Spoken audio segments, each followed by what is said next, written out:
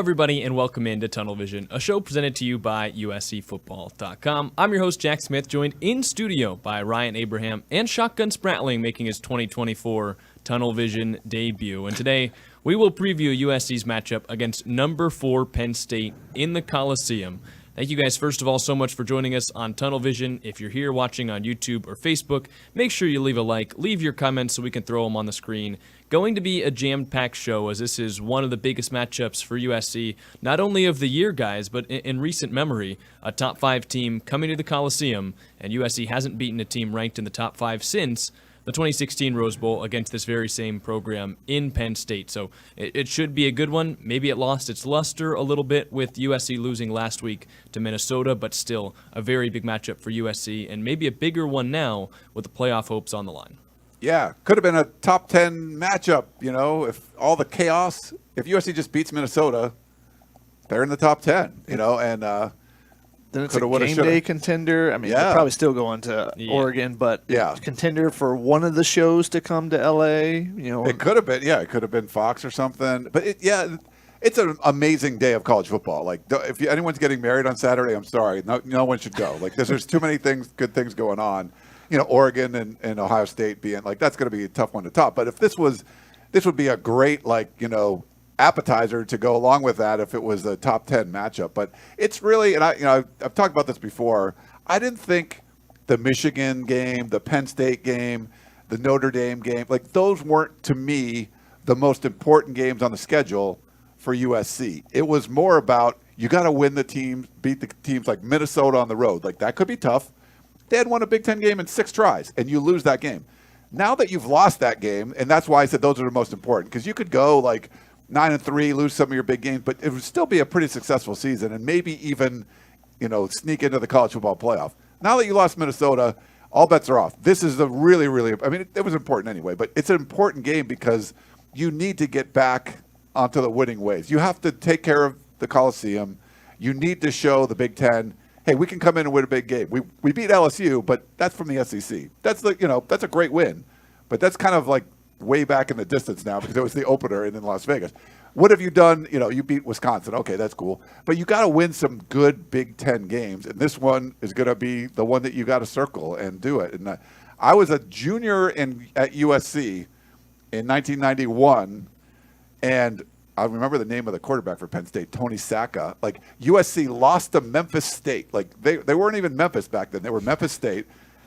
Despicable loss. And they come in, Penn State number 4, USC obviously unranked, and they beat them. And all the students went crazy. It was exciting.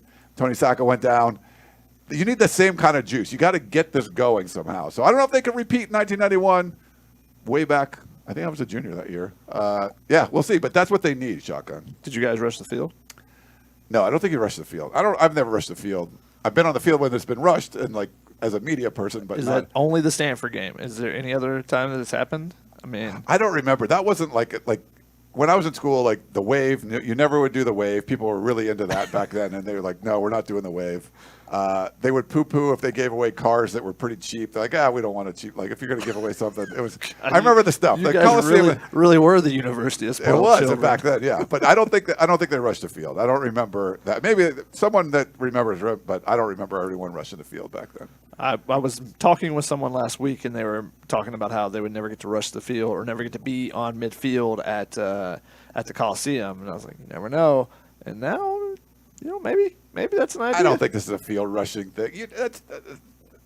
I mean, let's see how the game plays out. But if it plays out like the Rose Bowl, then I think that's a rush in the field type thing. People look for an opportunity to rush the field nowadays. Not at USC. I don't think so. I still think they do. Let us know in the chat. We're live on YouTube. We're live on Facebook. Let us know in the chat if you think we should rush the field. We have a lot of older people. I want to hear from some of the younger people if you rush the field. That's fine. Let the young people know. I was in the stands for the Stanford game. I did not rush the field because I was in like the next to last row. So that's I wasn't making it down in time. So I was Jack, just like, I'm good. Where do you stand on the field rushing? Well, I stand on that 1991 definitely is a while ago. How old were you then? I've never. Wait, how old were your parents then? I don't know. I'm not going to answer that question. I don't know. I think like this one is. It probably would be. But I just don't know if it's going to happen. Like, you need to have a lot of people there at the end of the game. as a student myself, like I unfortunately can't vouch for the other ones and say that they're going to all be there still by the fourth quarter. Yes. And I just wonder, like, It's pathetic. they might storm the field. If you're winning the game, you should be there. You're probably right. Right. I don't know if they're going to do it. It's probably because I have never seen it before at the Coliseum, so I just have a tough time believing it's going to happen. They have to win the game first. Let's get that out of the way. They've got to go win the game first. Yeah, that's gonna be tough. It's a tough task. It is. It's funny. Coach, I did a show with Coach Harvey Hyde. We do a podcast every week, and he's like, and I want to ask you guys this because I was kind of stumped. He's like, what does this team do well? And I was like, well, you could have said like tackling and having a high success rate on defense, but that sort of went away against Minnesota. They convert third downs really well, but like, what is this team? What have you seen them consistently do well? I'm not sure. Run the ball with Woody Marks.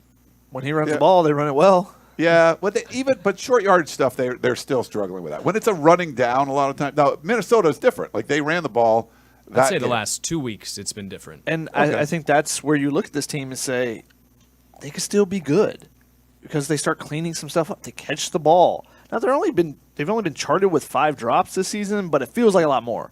They're not making contested catches. So there's a lot of balls that are kind of in their hands that are knocked away. That's one of the biggest differences as far as some of the stats I've been looking at, on PFF and stuff. Their contested catch rate is last year was, I think, like 47%, something like that. This year it's like 28 or 31. Wow. So Taj Washington had a number last year. He called 8 of 12 contested catches. I mean, when Drake London was here, every ball was a contested catch. But you think of those, he led the nation. But you think of those as like those jump ball type of things. Yeah. Taj Washington wasn't catching jump balls, but the balls where think of that last drive where Jacoby Lane has the ball and he sits down instead of going back to the ball and the defender comes over him and knocks it away. That's a contested catch opportunity that he doesn't make. The small things that, now granted, those are sophomores, and that's the danger with trusting, having to rely on younger players.